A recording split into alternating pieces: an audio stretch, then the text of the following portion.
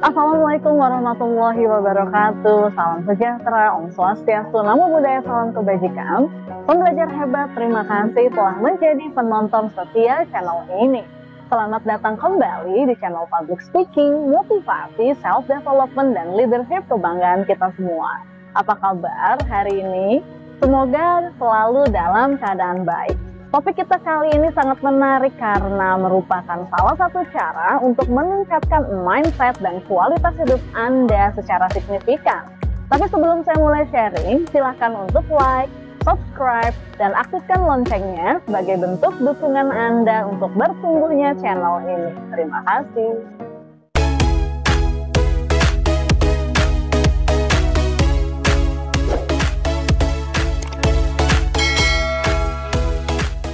Berikut adalah kutipan dari Oprah Winfrey. Hidup seperti lari maraton, kamu tidak menang atau kalah dalam satu putaran. Saya pikir orang yang berhasil bertahan dalam hidupnya telah melakukannya dengan menekankan pada hal itu di suatu hari, di suatu waktu. Tidak ada kegagalan dalam hidup saya hanya mempercayainya. Tidak ada keberuntungan dalam sukses. Keberuntungan hanya sebuah kesiapan diri ketika kesempatan datang. Ujian sejati untuk keberanian adalah untuk merasa takut dan untuk melanjutkan serta melakukannya juga.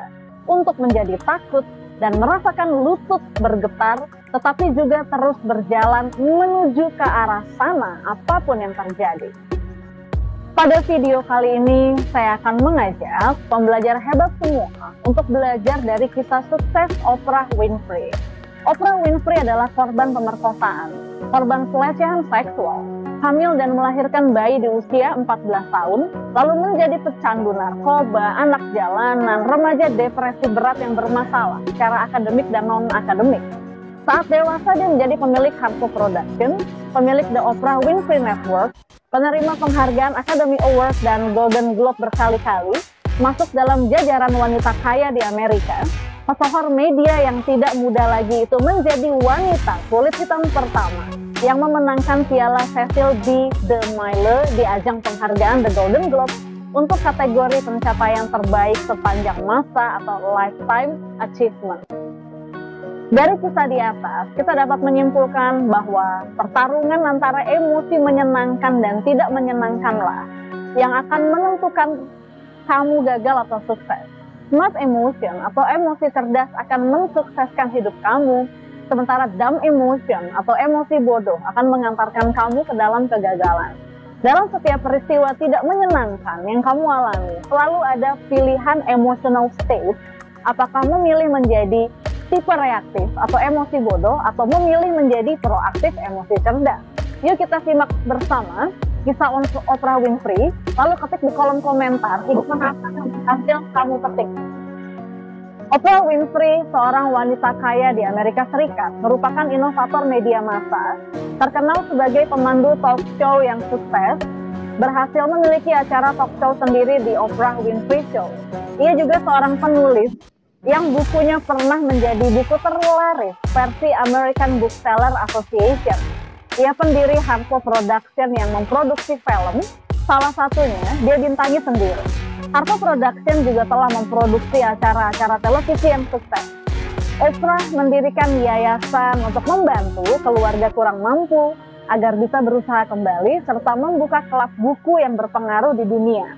Majalah yang ia terbitkan, The Oprah Magazine, yang diluncurkan oleh penerbit Hearst Publication pada tahun 2000, berhasil menduduki peringkat atas di jajaran majalah baru untuk sirkulasi dan periklanan, serta menjadi majalah pertama yang meraih 2 penghargaan bergengsi, Advertising Launch of the Year dan Magazine of the Year pada tahun 2003.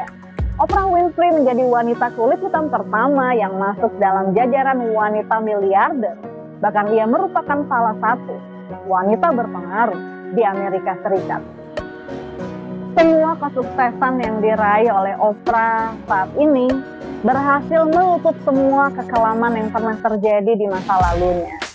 Jika kita flashback ke masa lalunya, Oprah akan lebih cocok menjadi kandidat penerima tunjangan hidup dari pemerintah daripada menjadi seorang miliarder. Terlahir dari pasangan orang tua yang tidak terikat pernikahan di tahun 1954, ia menghabiskan 6 tahun bersama kakek dan neneknya di Kosciuszko, Mississippi, sebelum tinggal bersama ibunya Vernita yang single parent di Milwaukee.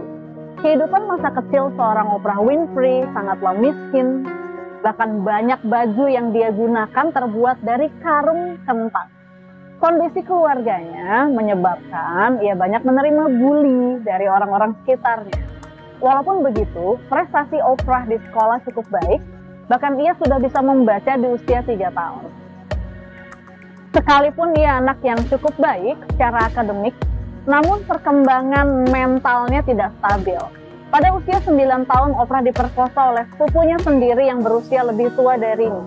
Dan yang menyakitkan, Oprah Winfrey diperkosa oleh sepupunya bersama teman-temannya berulang kali. Peristiwa pemerkosaan itu memberikan trauma baginya. Demi mengobati luka hatinya, ia sering sekali berbicara dengan hewan-hewan yang ada di peternakan sekitar rumahnya, serta mencurahkan isi hatinya di gereja. Ibunya bekerja sebagai pembantu rumah tangga, seringkali jarang berada di rumah. Itu membuat Oprah merasa kesepian. Sang ibu tak punya banyak waktu untuk menemaninya melewati masa-masa sulitnya, struggling dengan beban mental yang dihadapinya pasca pemerkosaan dan tindak kekerasan yang ia alami. Dalam kondisi tidak stabil secara mental emosional, Oprah kabur dari rumah menjadi anak jalanan, terjebak dalam pergaulan bebas, hingga hamil di usia 14 tahun. Usia semuda itu dia harus melahirkan bayi tanpa tanggung jawab dari laki-laki yang pernah menghamilinya. Bayinya yang lahir prematur meninggal dalam waktu 2 minggu setelah dilahirkan. Beban mental Oprah setelah peristiwa ini semakin berat. Pasca berbagai trauma yang ia hadapi, Oprah menjadi pendendam, pemurung, marah akan Tuhan dan hidup. Berperilaku negatif adalah cara Oprah melarikan diri dari depresi yang dialami. Dalam kondisi hancur seperti ini, sang ibu mengirim Oprah untuk tinggal bersama ayahnya, Vernon Winfrey, dan ibu tirinya, Zelma. Ayahnya saat itu bekerja sebagai tukang cukur dan usahawan di Nashville, Tennessee. Dalam kondisi putrinya yang seperti itu, sang ayah sadar bahwa putrinya membutuhkan bantuan dan inspirasi. Sang ayah selalu mengatakan betapa baiknya Oprah dan mendorong anaknya itu untuk mencintai buku. Dalam beberapa waktu, Oprah masih saja menjadi remaja dengan perilaku negatif, namun sang ayah yang merupakan mantan tentara mendidiknya dengan keras dan disiplin. Sebenarnya Oprah sangat takut terhadap ayahnya, tapi Oprah tak punya pilihan lain. Di satu sisi, Oprah juga sudah membuat keputusan untuk bangkit dari masa kelam yang pernah dialaminya di masa lalu. Memang membuat keputusan untuk bangkit dan sembuh dari trauma memberi dia energi baru menjalani hidup. Oleh sang ayah, Oprah diwajibkan untuk membaca buku dan membuat ringkasannya setiap pekan. Walaupun terkesan berat, namun didikan yang keras inilah yang membuat dirinya menjadi seorang wanita tegar, berdisiplin tinggi dan percaya diri. Dan berkat didikan keras sang ayah, ia menjadi pelajar teladan di sekolahnya dan terpilih menjadi perwakilan sekolah yang diundang ke Gedung Putih. Ia pun mendapatkan beasiswa untuk melanjutkan ke bangku kuliah. Tidak hanya cerdas, Oprah juga dikenal memiliki daya tarik secara fisik. Ia menjadi pemenang di sebuah kontes kecantikan saat usianya menginjak 17 tahun, dan dia sudah menjadi penyiar berita di stasiun radio lokal. Dan karena mengejar karir di media, Oprah berhenti kuliah, tapi pengorbanannya terbayar. Ia menjadi wanita kulit hitam pertama yang berhasil menjadi presenter berita sebelum usianya genap 20 tahun, yang awalnya hanya memiliki sedikit pekerjaan. Sebagai pembaca berita lokal di Nashville, akhirnya menempati posisi presenter berita di Baltimore.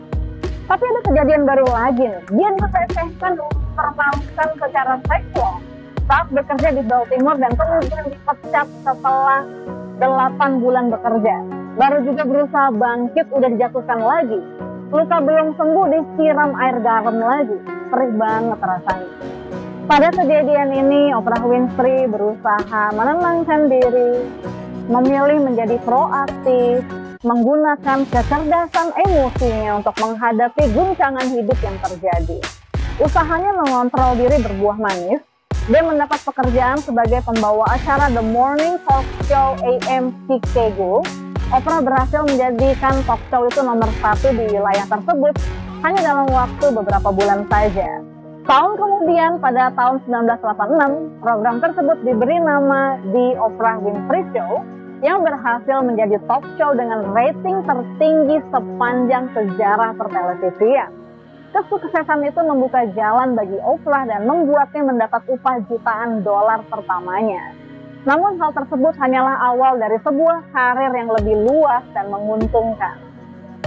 Sejak saat itu, Oprah dilibatkan dalam film, serial TV, dan drama. Untuk debut aktingnya di drama keluaran tahun 1985 The Color Purple, ia masuk nominasi Academy Award dan Golden Globe. Ia juga menerbitkan majalahnya sendiri, membuat saluran radio, bekerja sama dengan perusahaan Discovery Communications, merilis saluran kabel berbayar yang dinamai The Oprah Winfrey Network, dan membuat rumah amal pribadi.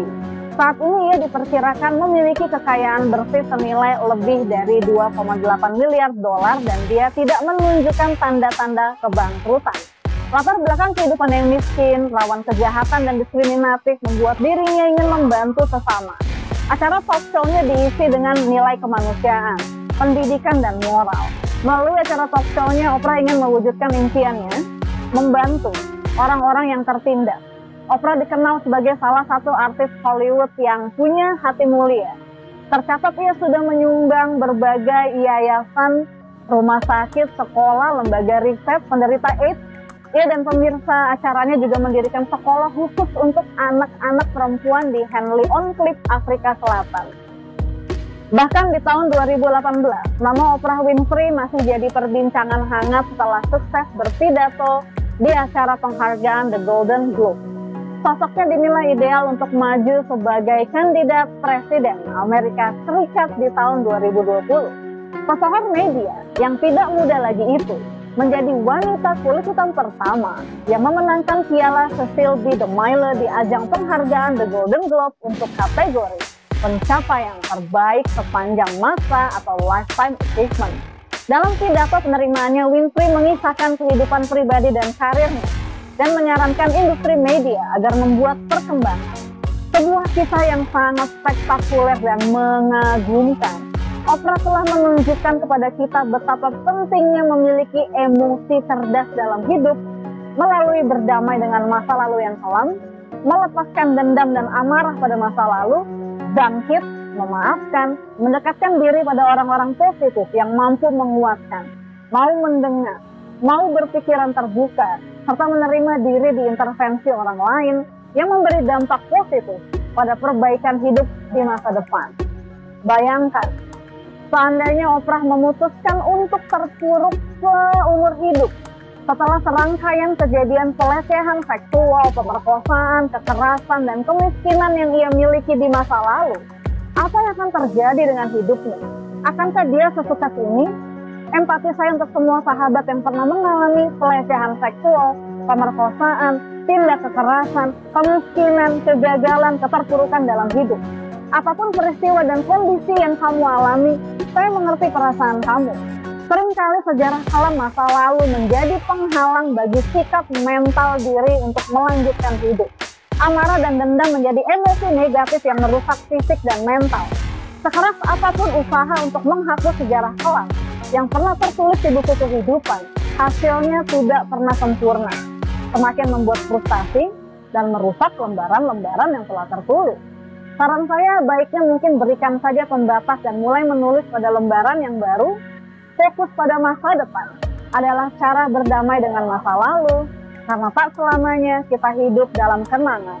Memaafkan diri, melanjutkan hidup ke arah yang lebih baik, mengampuni mereka yang telah menyakiti bahkan menghancurkan hidup. Ampuni semuanya yang pernah terjadi agar mampu bahagia tanpa beban menggapai masa depan. Ini bukan untuk orang lain, ini demi kebaikan dan kebahagiaan hidup kamu. Hanya kamu yang dapat mengontrol emosi, mengontrol pikiran atas apa yang terjadi dalam hidupnya. Sebagaimana orang suci memiliki masa lalu, pendosa memiliki masa depan. Sekelam apapun masa lalu, masa depan masih suci. Selalu ada harapan bagi mereka yang percaya pada kemampuan diri berubah menjadi lebih baik. Mohon kekuatan pada Tuhan untuk memaaf, melepaskan emosi dengan cara positif. membangun kekuatan baru melanjutkan hidup. Maklumi diri bukan malaikat maupun Sang Maha Sempurna. Terus semangat, berjuang memperbaiki diri. Menangislah jika ingin menangis hari ini, namun setelah itu pastikan mendapatkan energi baru untuk melanjutkan hidup. Jika Oprah bisa, saya bisa, kamu pun bisa. Jika kamu percaya semua mungkin bagi Tuhan, maka semua mungkin bagi kamu. Keajaiban hanya terjadi bagi mereka yang percaya. Dalam kisah sukses Oprah Winfrey, saya menemukan Oprah mendapatkan sebuah energi besar ketika memutuskan untuk bangkit dari keterpurukannya. Ia menemukan hidupnya kembali setelah memutuskan untuk berjuang, berkata tidak pada menyerah. Masa lalu yang kelam justru menjadi motivasi pada dirinya untuk bangkit, dan ia menemukan penguatan ketika mau terbuka dan mengizinkan orang lain membantunya bangkit. Dalam hal ini, sang ayah. Jika kamu memiliki masalah, temuilah mentor atau coach atau sahabat, siapapun dia yang bersedia mendampingi kamu untuk bangkit. Karena pada dasarnya, kita manusia selalu membutuhkan someone else to talk with. Sebuah paradigma bisa berubah ketika kita mau mendengar orang lain. Izinkanlah orang-orang yang baik dan positif mengisi diri kamu dengan energi positif selain Tuhan yang tentunya bersama kamu sepanjang waktu. Dalam setiap peristiwa tidak menyenangkan yang kita alami, buat pilihan, apakah menjadi tipe reaktif atau emosi bodoh, atau proaktif, emosi cerdas. Reaktif adalah respon yang dipicu oleh perasaan dan kenyataan dari peristiwa yang kamu alami, sedangkan proaktif adalah kemampuan untuk memilih respon berdasarkan nilai, bukan berdasarkan peristiwa dan perasaan. Jika kamu pernah menjadi reaktif atas peristiwa tidak menyenangkan dalam hidup, segeralah ubah kebiasaan menjadi proaktif. Berhati-hatilah memilih respon terhadap sebuah peristiwa seburuk dan semenyakitkan apapun itu untuk kamu. Stay positif.